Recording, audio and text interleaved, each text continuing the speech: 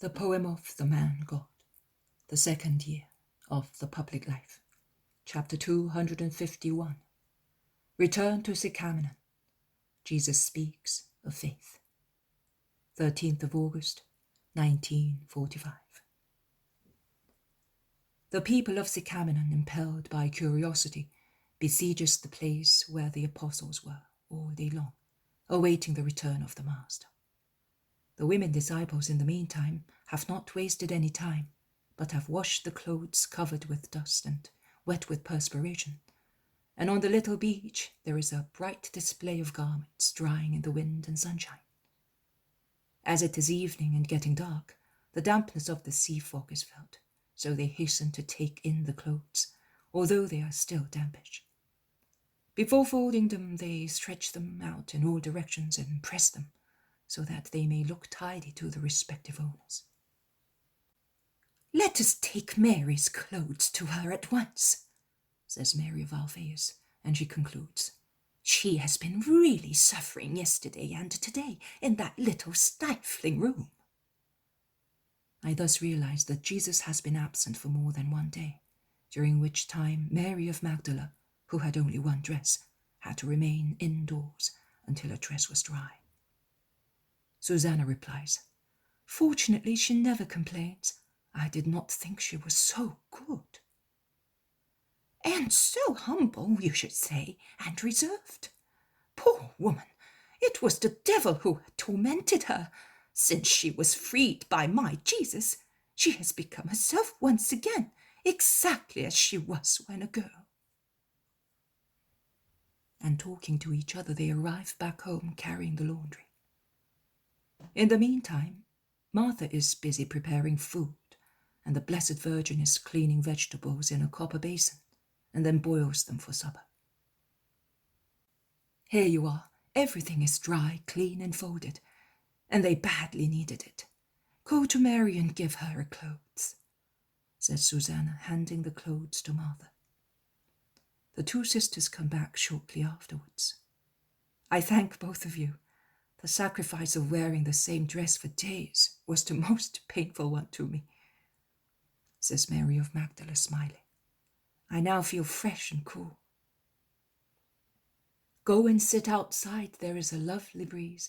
You certainly need it after being closed in," remarks Martha, who, being smaller than her sister and not so buxom, was able to put on a dress of Susanna's or of Mary of Alphaeus's, while her clothes were being washed.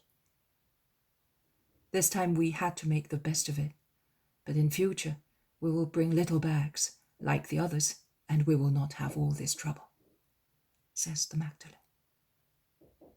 "What? Are you going to follow him as we do?" "Of course, unless he tells me otherwise. I'm now going to the beach to see whether they are coming back."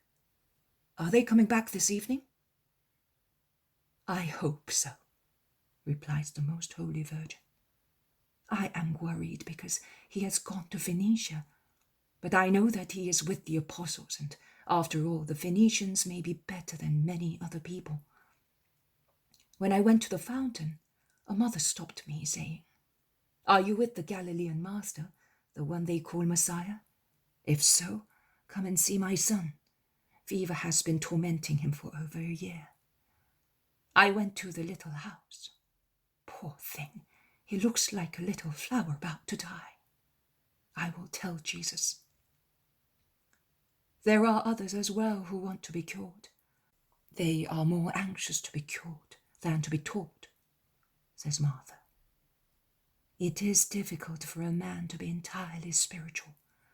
The voice and needs of the flesh are more strongly felt," replies the Virgin. "However, many revive spiritually after a miracle." "Yes, Martha, and that is one of the reasons why my son works so many miracles, out of love for man, but also to draw him by such means onto his way, which otherwise many would not follow." John of Endor, who had not gone with Jesus, comes back home with many disciples who are going to the little houses where they live. Almost at the same time, the Magdalene comes back, saying, They're arriving. They are the 5 boats that left yesterday at dawn. I recognize them very well. They must be tired and thirsty. I will go and get some more water. The water of the fountain is very cool. And Mary of Alphaeus goes out carrying some pitchers. Let us go and meet Jesus. Come, says the Blessed Virgin. And she goes out with the Magdalene and John of Endor, because Martha and Susanna, both flushed and very busy preparing supper, remain near the kitchen range. Walking along a wall, they arrive at a little pier, where other fishing boats have already come in and are moored. From the end of the pier, it is possible to have a very good view of the whole bay and of the town after which it is called. And one can also see the 5 boats sailing fast, slightly heeled to one side, as a light northern breeze fills the sails, and is thus favourable, and at the same time brings relief to the men who are tired and warm. See how well Simon and the others are manoeuvring. They're following the pilot's boat excellently. They have now passed the breaker. They're now taking to the open sea to avoid the current which is strong over there. Good. Now everything is all right. They will soon be here, says John of Endor. The boats, in fact, are coming nearer and nearer, and it is possible to distinguish the people in them. Jesus is on the first with Isaac. He has stood up, and his tall figure appears in all its magnificence until a furling sail conceals him for a few minutes. In fact, the boat veers round to approach the little pier and passes before the women standing on the point. Jesus smiles, waving to them, while they begin to walk fast to reach the landing place at the same time as the boats. May God bless you, my son, says Mary, greeting Jesus, who is disembarking on the quay. May God bless you, mother. Have you been worrying? The man whom we were looking for was not in Sidon. We went as far as Tyre, and we found him there. Come, Amastius. Here, John. This man wants to be taught. I entrust him to you. I shall not disappoint you in teaching him your words. Thank you, master. There are many people waiting for you, replies John of Endor. There is also a poor sick boy, son, and his mother wants you to go there. I will go to her at once. I know who she is, master. I will take you there. Amastius, come with us. You will begin to know the infinite goodness of our Lord, says the man from Endor. Peter lands from the 2nd boat, James from the 3rd, Andrew from the 4th, John from the 5th. The 4 pilots, followed by the other apostles or disciples who were with them, all gather round Jesus and Mary. Go home. I shall soon be there as well. In the meantime, prepare the supper, and tell those who are waiting that I will speak to them at the end of Vesper. And what if there are some sick people? I will cure them first, even before supper, so that they may go back home happily. They part. Jesus, with John of Endor and Amastius, goes towards the town. The others walk back along the pebbly beach, telling what they have seen or heard, as happy as children returning to their mothers. Also, Judas of Kerioth seems happy. He shows all the offerings given to him by the Murex fishermen. And, above all, he shows a little bundle containing the precious substance. This is for the master. If he does not wear it, who can possibly do so? They called me to one side, saying, we have some precious madrepores on our boat, and we have also a pearl. Imagine a treasure! I do not know how we were so lucky, but we will give them willingly to you for the master. Come and see them. I went with them to please them, while the master had withdrawn into the cave to pray. They were beautiful corals and a pearl, not a big one, but beautiful. I said to them, "Don't deprive yourselves of these things. The master does not wear jewels. Give me instead some of that purple to make an ornament for his tunic." They had this little packet. They insisted in giving it all to me at all costs. "Take it, mother.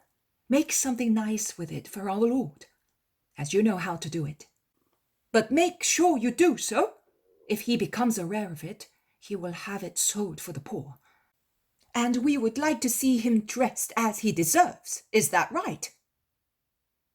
"Oh, it is true. I suffer when I see him dressed so plainly amongst other people, while he's a king. And they are less than slaves, and yet they wear gorgeous decorations and garments, and they look at him as if he were unworthy of being near them," says Peter. "Hey, did you see how those gentlemen in Tyre were laughing when we took leave of the fishermen?"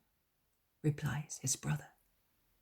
"I said to them, 'You ought to be ashamed, you dogs. A single thread of his white tunic is worth all your finery,' says James of Zebedee. 'Since Judas has been able to get it, I would like you to have it ready for the tabernacles,' says Judas of Thaddeus. 'I have never spun purple, but I will try,' says the Blessed Virgin, touching the light, bright-coloured wool, as soft as silk. My nurse is an expert at that. We shall find her at Caesarea. She will let you see how to do it. You will learn at once because you do everything so well. I would put a band round the neck, the sleeves, and at the hem of his tunic, a purple on snow-white linen or wool, with palm or rosette decorations, as we see on the marble of the Holy and David's knot in the centre. It would look so lovely," says the Magdalene, who is an expert in such beautiful things. Martha says, "Our mother made that design because it was so beautiful, on the tunic that Lazarus wore on his journey to Syria when he took possession of our land there. I kept it because it was the last work of my mother. I will send it to you." "I will do it, praying for your mother." They have reached the houses. The apostles spread out to gather those who want the Master, particularly sick people. And Jesus comes back with John of Endor and Amastius, and he passes by, greeting those who have crowded in front of the little houses. His smile is a blessing. They bring him the inevitable man with eye trouble, who is almost blind with ulcerous ophthalmia, and he cures them. Then it is the turn of a sick man with malaria, as emaciated and yellow as a Chinese, and he cures them. Then a woman asks for a particular miracle, milk for her breast, which is none, and she shows her baby, only a few days old, underfed and all red, probably because of some inflammation. She moans, "See, we are told to obey man and to procreate. But what does it serve if we see our children languish? This is my third one, and I have buried 2 in the grave because of my unfruitful breast. And this one is about to die too, because he was born in this hot season. The others lived, one 10 months, the other 6, to make me weep even more when they died of intestine trouble. If I could have given them my milk, that would not have happened." Jesus looks at her and says, "Your child will live. Have faith. Go home, and as soon as you are there, offer your breast to the baby. Have faith." The woman goes away obediently with the poor baby, who moans like a kitten, close to his mother's heart. Will she have milk? Of course she will. I say that the baby will live, but she will never have any milk, and it is already a miracle if he lives. He is almost dead with privations. Instead, I say that she will have milk. Of course. No, she will not. The people present are of different opinions. Meanwhile, Jesus withdraws to eat. When he comes out to preach, the crowd is even larger, because the news of the miracle of the boy sick with fever, which Jesus worked as soon as he landed, has spread throughout the town. I give you my peace, that it may prepare you to understand. It is not possible to hear the voice of the Lord in a storm. Every perturbation is detrimental to wisdom, which is peaceful as it comes from God. Perturbations instead do not come from God, because worries, anxieties, doubts are the work of the evil one to upset the children of man and separate them from God. I will tell you a parable that you may understand my teaching more clearly. A farmer had many trees in his fields, and many vines which yielded much fruit, among which there was a special quality, of which he was very proud. One year, that vine produced many leaves, but few grapes. A friend said to the farmer, "That is because you did not prune it enough." The following year, the man pruned it much more. The vine had few shoots and fewer grapes. Another friend said to him, "That is because you've pruned it too much." The third year, the farmer left it alone. The vine did not produce any grapes at all, only a few crumpled leaves covered with blight. A third friend stated, "It is dying because the soil is not good. Burn it." "Why? It is the same soil that the others have, and I tend it exactly as I do with the others, before it was doing so well." His friend shrugged his shoulders and went away. An unknown wayfarer passed by and stopped to look at the farmer, sadly leaning on the poor vine. "What is the matter?" he asked. "Someone dead in the family?" "No, but this vine of which I was so fond is dying. It has no more sap and yields no fruit. 1 year little, the next one less, this year nothing. I have done everything they told me, but to no avail." The unknown wayfarer entered the field and approached the vine. He felt the leaves, took a lump of earth in his hand, smelt it, crumpled it with his fingers, looked at the trunk of the tree supporting the vine. "You must remove that trunk. The vine is made barren by it." "It has been its support for years." "Tell me, man, when you planted this vine, what was it like? And what was that trunk like?" "Oh, it was a lovely 3-year-old vine shoot. I got it from another vine of mine, and to bring it here, I dug a deep hole so that its roots would not suffer when they were taken away from the native soil. I dug a similar hole here as well, nay, a larger one, so that it should be at ease at once. And I hoed the soil around it to make it soft, so that the roots could spread out at once without any difficulty. I settled it carefully, laying underneath it some good manure. As you know, roots grow strong immediately if they find suitable nourishment. I did not pay so much attention to the elm tree. It was only a little tree planted there to support the vine shoot. In fact, I planted it superficially, near the vine shoot. I earthed it up and went away. They both took roots because the soil is good. The vine grew every year. It was looked after, hoed and pruned. The elm tree instead hardly grew. But for what it was worth. Then it grew strong. See how lovely it is now? When I come here, from afar I can see its top standing out like a tower, and it looks like the ensign of my little kingdom.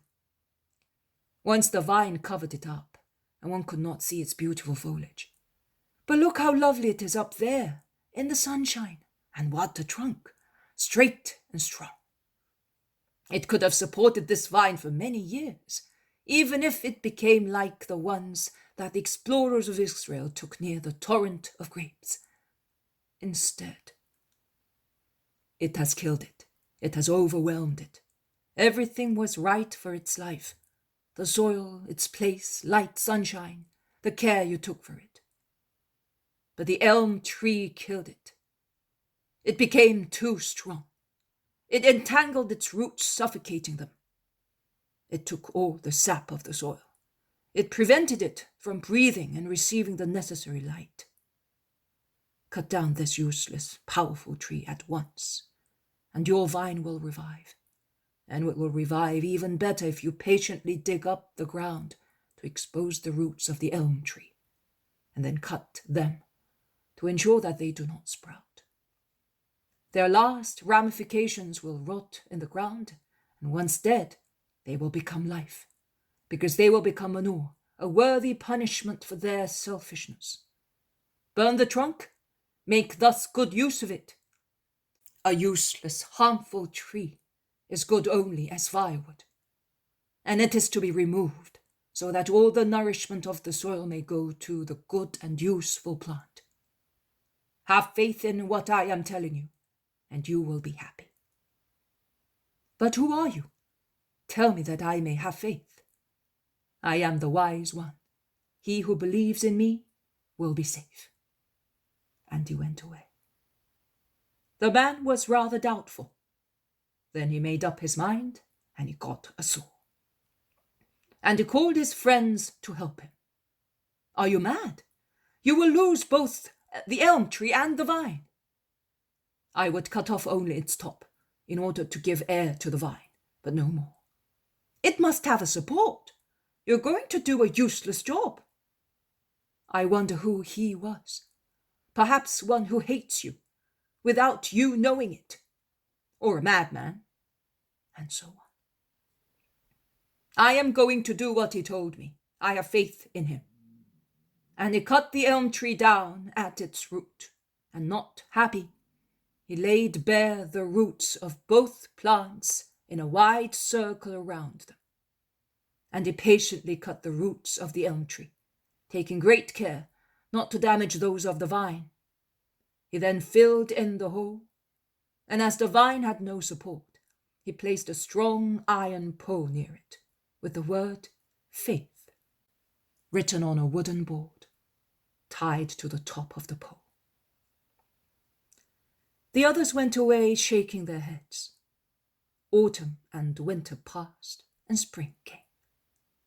The vine shoots, twined round the support, became adorned with buds, first closed like silvery velvet cases, then half open against the emerald of the fresh leaves, then fully open, and finally producing new, strong shoots from the trunk, all covered with tiny flowers that turned into grapes. There were more bunches of grapes than leaves, and the latter were large, green, strong, the size of 2, 3, or more clusters, and each bunch was thick with pulpy, juicy, wonderful grapes. And now what do you say? Was the tree the cause of the withering of my vine, or was it not? Was the wise one right or not? Was I right or not in writing on the board the word faith? Said the farmer to his incredulous friends. You were right. You are happy because you had faith, and you were able to destroy the past and neglect the wrong information given to you. That is the parable. With regard to the woman with the unfruitful breast, there is the answer. Look toward the town. They all look round and see the woman of a little while ago running towards them. And although she is running, she does not detach the baby from her breast, now full of milk, which the child sucks with such voracity as to almost choke himself. The woman stops only when she is at Jesus' feet, in front of whom she detaches the baby from her nipple for a moment, shouting, "Bless him, that he may live for you." After that moment, Jesus resumes, and you have had a reply to your various conjectures on the miracle. But the parable has a wider meaning than the little episode of faith rewarded. And here it is. God had planted his vine, his people, in a suitable place, and supplied it with everything necessary to grow and bear more and more fruit, supporting it with masters, so that the people might understand the law more easily, and make it its strength. But the masters wanted to excel the lawgiver, and they grew more and more until they imposed themselves more than the eternal word did. And Israel became sterile. The Lord then sent the wise one, so that those in Israel who with righteous souls are sorry for such barrenness, and try this and that remedy, according to the dictates and advice of the masters, who are humanly learned, but supernaturally unlearned, and thus far from knowing what is to be done to give life back to the spirit of Israel, may have true, healthy advice. But what happens? Why does Israel not recover its strength and become energetic, as in the golden days of its loyalty to the Lord? Because the advice is, remove all parasites that have grown to the detriment of what is holy. The law of the Decalogue, as it was given, without any compromise, hesitation, hypocrisy, remove them to give air, space, nourishment to the vine, to the people of God, and the strong, straight, inflexible, unique support, with a name as bright as the sun, faith. But that advice is not accepted. I therefore tell you that Israel will perish, whilst it could revive and possess the kingdom of God, if it believed and made amends and changed itself substantially. Go in peace, and the Lord be with you.